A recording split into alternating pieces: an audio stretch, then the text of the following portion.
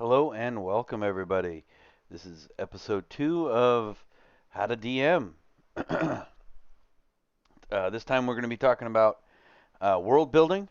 Now, I'm not going to go. I'm going to go on the assumption that you have an idea about what world that you want to build. So we're not going to go over, how to come up with the ideas to begin with. We're just going to assume that you have that idea. But make sure your world that you build is within tolerances to the actual 5e or whatever version you're using. It doesn't matter which version you use, but just make sure that your world is going to fit that. So don't go to play 5e and build a Star Wars kind of setting. It doesn't really work. I personally have had I wanted to do a 40k one and have had to create, not from scratch, but with help from 5e, an actual system that works with that world. Now, if you're first time starting out, you don't want to go that route. It's going to take you a very, very long time, and it won't be easy. So we're gonna worry about the things that you can do right now. So your world, make sure your world has a overall governmental structure. And I know that seems strange, but that's going to allow you to interject them into furthering the story. So make sure you always have that in some way, shape, or form, be it a king or a democracy or whatever kind of governmental agency you want, an overbearing, like hierarchy of some sort. It doesn't really matter, but you need to have that in there, and then you need to have an idea of what your beginning and end will look like. The middle, that's for the players to find out. Too often, DMs want to tell their exact story, and that's not what being or a playing Dungeons and Dragons is about.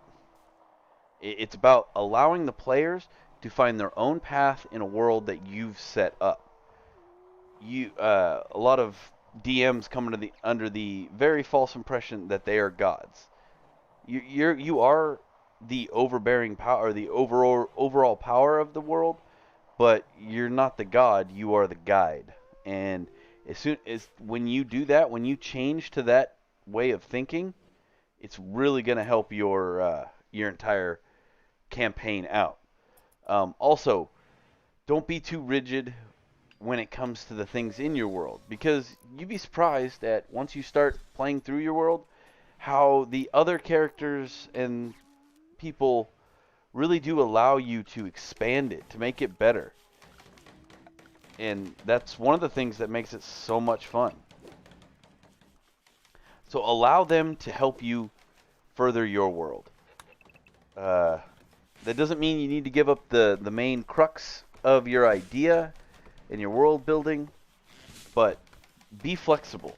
Because an inflexible DM is a DM who has 0 players. And then you're not a DM anymore. You're not going to get anything. Nobody's going to want to play with you if you're like, no, that's not how this world works.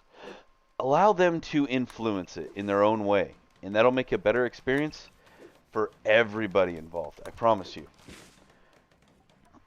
So, the other thing is, if you have specialty rules, as I stated in the previous video, if you have specialty rules in your world, like magic is seen as and I'm talking more, not rules as in specific, hey, this and this does this. I'm talking about like rules that generally encompass things of your world. So if magic is forbidden, make sure you add that stuff into interactions. So let's say your wizard casts a spell in plain view of the entire town.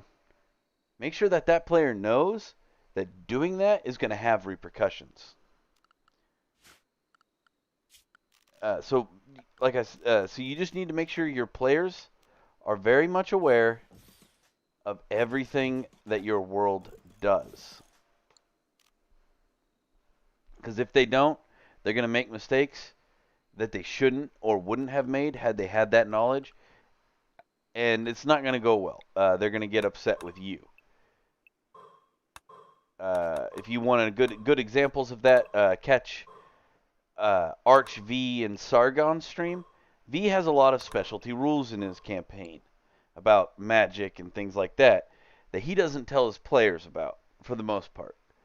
It's not that he's doing it being a bad DM. He just enjoys that aspect of it, and that's fine. If you want them to learn that stuff, that's perfectly fine too.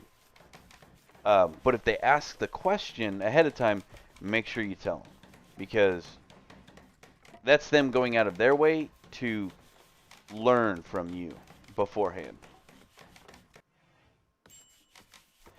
So other than that, that's about it for the basics of world building. We'll have some more in-depth videos. I'm just kind of trying to run through some of the basics here. So until next time, have fun, and